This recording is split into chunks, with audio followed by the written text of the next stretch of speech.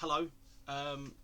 So I said I was going to do it, so I'm going to have a chat now with you about J.R.R. Tolkien, Middle Earth, and how it affected my role-playing hobby. This is an article that I wrote quite a while ago. I'm not going to read it out verbatim because it's just boring, isn't it, really? I'd rather be a bit more natural about it, so I will be referring to it as I go down.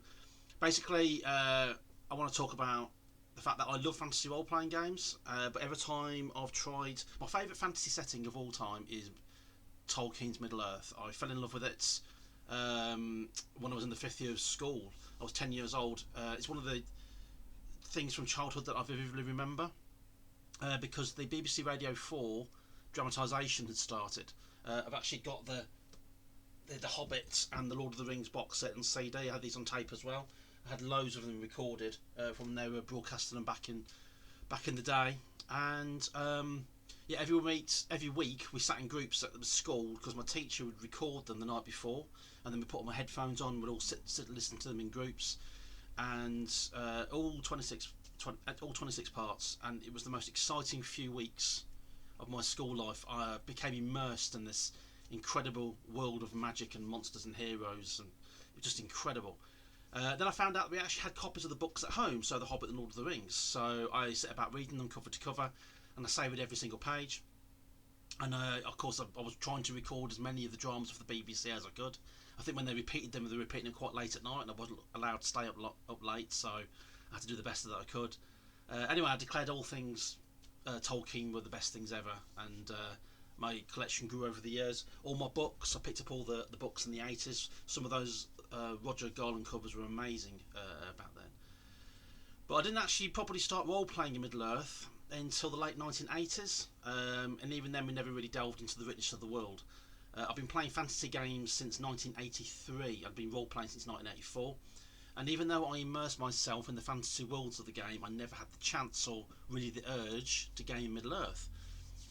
Tolkien's worlds never had the plethora of monsters that D&D had, and I was having fun making my way through the beasties of the monster manuals and going into different fantasy worlds like Titan and Forgotten Realms and some homebrewed stuff that we were playing at the time.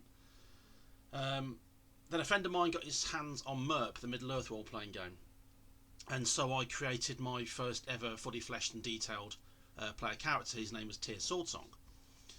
It was this character that I was able to finally understand the creative power of role-playing, because I was playing in a world that I loved and adored, so I was already emotionally invested in it. And I allowed myself to become fully attached to the character. I was emotionally attached to him as a wonderful character. It was like I was walking through the lands of Middle-earth through him. Absolutely loved it. It was an amazing adventure, and I was giddy with excitement when I walked through the doors of the end of the last bridge in the Troll Shores, and I finally began to roam the lands that I love so much. Absolutely fantastic. After a little while, though, we diverged from Middle-earth because the kind of games that my friend Paul wanted to run were kind of being sort of restricted by the boundaries of the setting, and he wanted to do his own sort of stuff. And he was starting to contradict established lore, established Tolkien lore, sort of changing things slightly. Which I didn't take too kindly to, because I was a bit of a Tolkien snob, I was a bit of a purist. So I wasn't happy about that. So he changed it to a Fantasy Europe. That was a great choice. And now we could do all kinds of monsters and bad guys, do anything that he wanted, basically, without worrying about treading on the toes of Middle-earth. And he didn't have to second guess or worry about what was right or wrong in Middle-earth or how I felt about it. Because obviously I was probably been a little bit, not rude, but a little bit sort of huffy. Well, yeah, rude then. A little bit huffy about him making these sort of changes. So he could do basically what he wanted and not feel hemmed in by the setting or by my expectations. So the time I did spend playing that game was really gratifying. It also enabled me to finally get under the skin of a player character and playing to the hilts, and that was a vital turning point in my role-playing hobby. Every character that I played up till then, up to Tyr Swordsong, I'd failed to recreate that feeling when playing. Well, every character that I've created since Tyr Swordsong, I've never been able to replicate that feeling of ownership, that feeling of belonging, that feeling of that emotional attachment. And even though I played lots of characters which I really, really enjoyed, nothing ever really measured up to him. So it's strange that, considering my love for Middle-earth, I never spent much time gaming there. I could never figure out quite why that was. Not until I ran my own somewhat disastrous Merc games in the mid-1990s.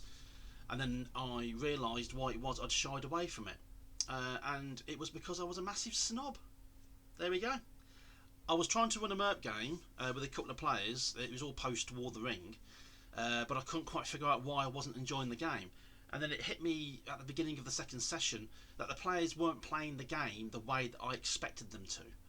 Yeah, weird. Childish, but weird. By this point, I was what? This was the mid-90s, so I was about 24, 25 years old. You'd have thought I'd grown up a bit by then, but no.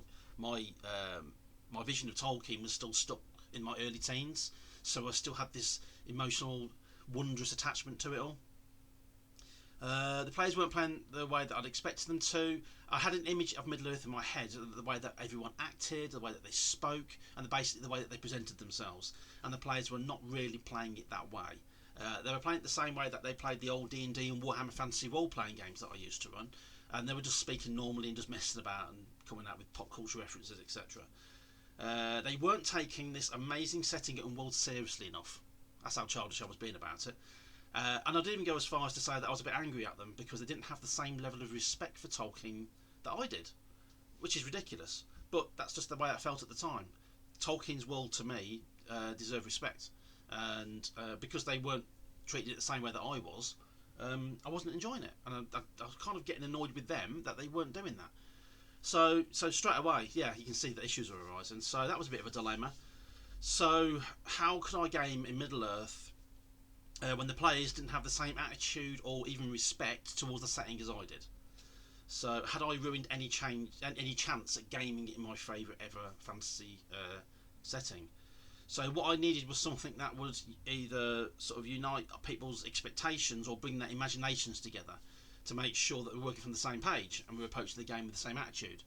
I think that's why my Star Wars D6 games from 1987 onwards sort of worked, because we all had the same attitude towards Star Wars. We were all big fans, and everything was visually there, so you had your visual cues and references. So everybody was pretty much on the same page. That's why it was such a successful role-playing game, and why I enjoyed doing it.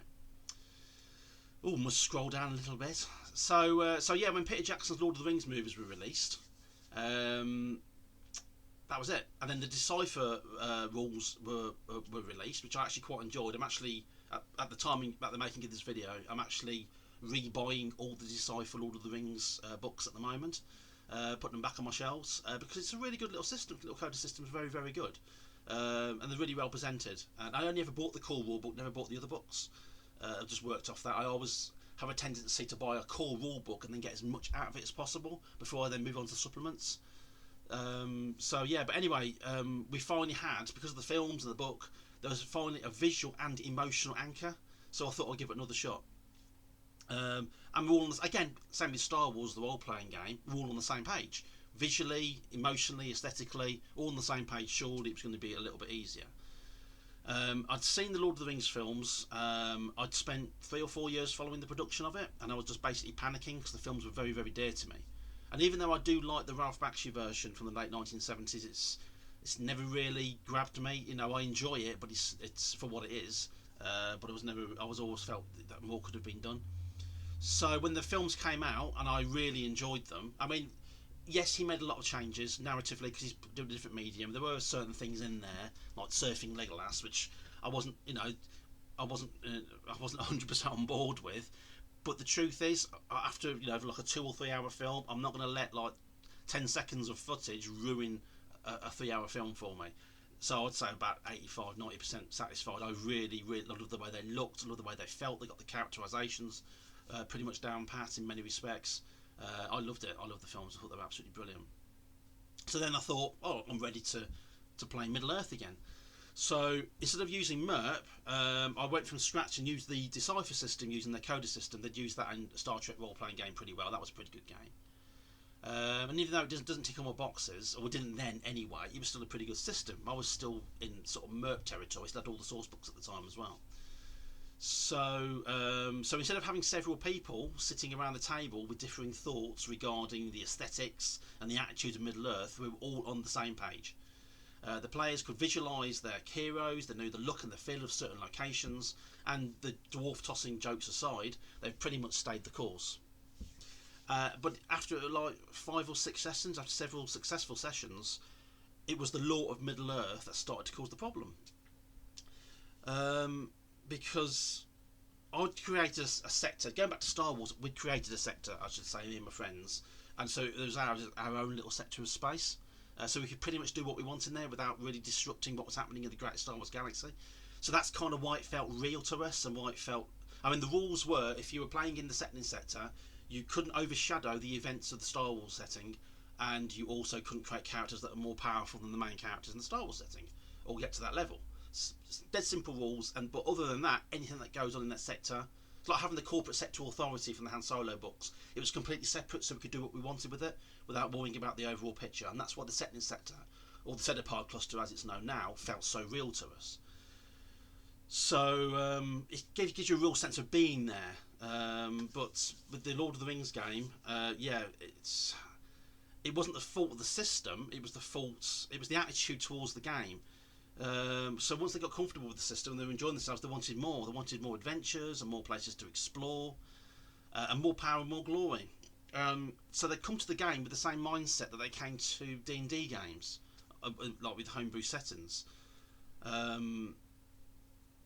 which was frustrating because I couldn't treat Middle Earth like that. I couldn't create a little area where they could go and adventure. I want them to explore Middle Earth as a whole.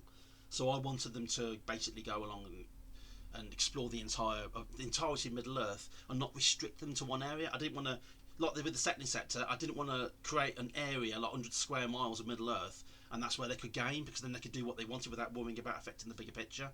But I couldn't do that. I can't do that. You know, it's difficult it's different when you're setting games in a galaxy. You've got thousands and millions of planets to choose from, and about 100,000 light years to spread it across. This, you're talking about a continent, so it's a bit more difficult to do that kind of thing. Honestly, where could the players go? What could they do when they got to a certain level, as far as their adventures are concerned? What could they do?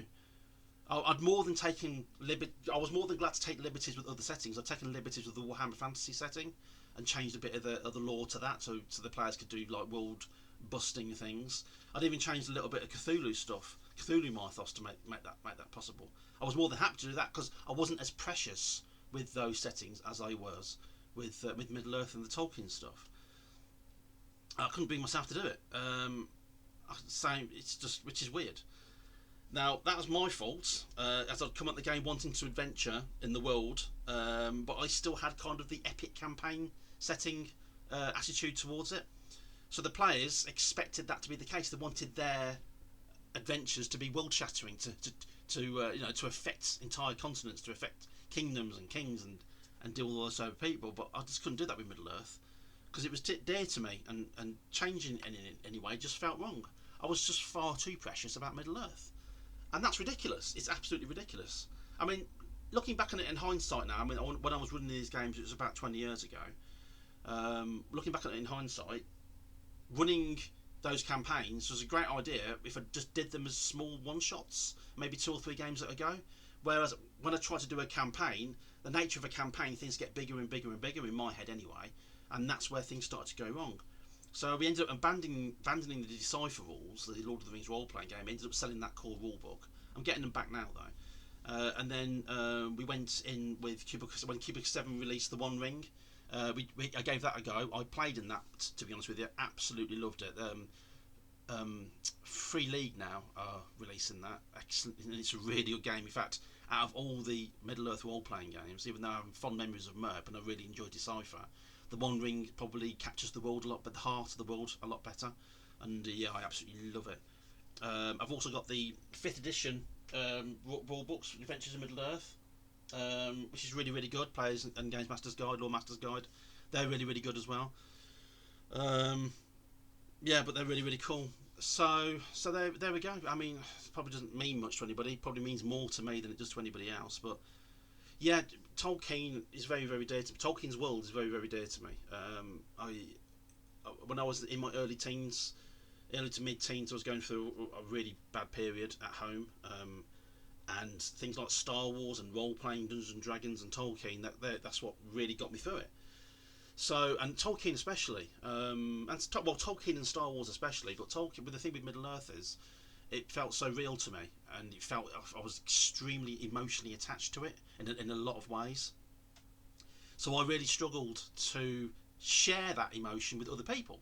So if that makes sense. So when we came to actually do the games, yeah, I expected something different. I expected them to come in with it with the same attitude and emotional attachment that I did, but they just wanted to play a game. They were just there as players. But there was one or two players who absolutely loved Middle Earth and really enjoyed the games and really got into it and really felt it. But at the end of the day, I shouldn't have expected other players to feel the same way about it than I did. To have that sense of, I keep using the word emotional attachment, and that kind of bond to the setting that I did at the time. Things have changed now. My attitude towards Lord of the Rings and the Hobbits and the entire Middle Earth remains the same. I am deeply emotionally involved and attached to it, but I'm a lot more forgiving, I suppose you could say. So I'm more interested now in running a game in which I'm a little bit more relaxed about certain things. And I tried to run a one ring game about a year ago using the new free league rules, and absolutely fantastic. I just ran one session, and yes, the people were messing about. There were some of them making silly comments and pop culture references, but I made a concerted effort just to ignore that and just focus on the story, and actually really enjoyed it. And I'm kind of recently I've been telling myself, why didn't I do that 20 years ago, 25 years ago, 30 years ago, when I was originally playing the games? Just relax. Don't get so uptight about it. Don't get so precious, which is exactly what I was doing. So now what I'm going to do, I am buying the Decipher rulebooks again. So I've ordered the core rulebook, the Fellowship and Two Towers, the Fell Beasts. I've got the narrator's screen on the way. Basically, I've ordered lots of stuff today. Well, today and yesterday. And it's all going to ship to me this week. So by the end of this week, I should have quite a hefty collection, I hope. And then when the Traveller game that I'm running at the moment is over, I'm hoping to introduce everybody to the Coda system and the Decipher Lord of the Rings. I mean, I was going to go the one ring and go the easy route and the current route, but I wanted to sort of take a step back. Well, I wanted to add the Decipher back to my collection anyway because I enjoy it, but I also wanted to take a bit of a step back and sort of go back to when I really enjoyed running the games. And it's a neat little game to run. Decipher the system is actually a really neat little game to run as well. So I thought, yeah, I'll take a step back and then see how I get on. And if people enjoy it, then we'll try something different. Maybe the wrong ring. Might even take a further step back and go back to Merc because I've still got all of those. Bit complicated for a large group. I like to run games. The larger the group, the less complicated I want the rules. And it's going to be about 4 players in this. So it's all face to face as well. There's no cameras. There's no internet. There's no gaming room. So yeah, it's going to be a face to face game. So I wonder how I'm going to feel about it. I wonder how I'm going to feel about sitting down again and running Middle Earth. At the moment, I'm feeling really good about it. But it's just that one setting that's always escaped me. It's just this one setting that I've always desperately really wanted other people to enjoy as much as I do, and that's far too much of an expectation. So here's some GMing advice. If you go into a game expecting the players around the table to be as involved in a game as you are, or setting even, just simply don't. Just take a step back and remind yourself that the game's not just about you. They're there to have fun as well. And yes, there may be some moments where you say, oh, why did you say that? Oh, why did you make that joke? Oh, that hasn't been invented for another 1,000 years. That's a completely different genre. Or that's a completely different game. You're going to have moments like that. Just let them wash over you. Don't worry about it. Just relax and just focus on what you're enjoying about the game. Because I can almost guarantee if you yourself enjoy the game and the players feel that, they're going to react to that positively. And then at some point, everything's just going to click. It might never click. It doesn't matter. Just have fun with it. But yeah, the more passionate you get about it, of course, the more upset you're going to get with certain elements not going the way that you wanted them to. So simply just don't do that. Just take a breath, take a step back, let them get it out of the system, and then just carry on. Because if the players can see that you're tense or upset or whatever, they're going to feel that, and then the game's just going to go out of the tubes, and you're not going to get a game at all. So there we go. So the one setting that's always gotten away from me during my tabletop role playing years has always been the Middle Earth and the Lord of the Rings.